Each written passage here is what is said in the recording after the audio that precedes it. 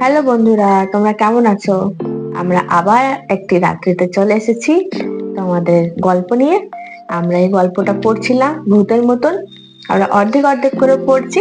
আজকে আমরা গল্পটা শেষ করব, আর একটুই বাকি আছে। আজকে এই গল্পটা শেষ হয়ে যাবে। পরের দিন থেকে ভীতু একটু অন্যরকম হয়ে গেল। গিরগিটিটাকে দেখেই ঠকাস করে একটা ঢিল ছুড়ে দিল।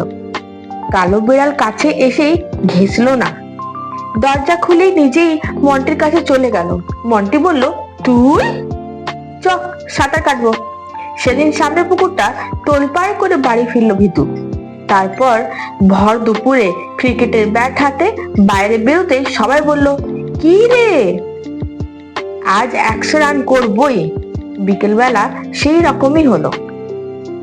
সন্ধে হতেই পড়তে বসলো ভীতু। পটাপট সব পড়া মুখস্থ হয়ে গেল। অঙ্ক নিয়ে বসতেই দপ করে আলো নিভে গেল। ভূত বলল, এবার কি হয়? ভীতু দেশলাই নিয়ে নিজেই আলোটা জ্বেলে ফেললো। তারপর বলল, অঙ্কে এবার 100-তে 100ই পাবো, দেখে নিও।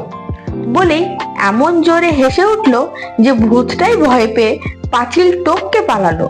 ভীতু অবশ্য সে কথা কাউকে এখনো বলেনি। তো কেমন লাগলো বন্ধুরা তোমাদের এই গল্পটা?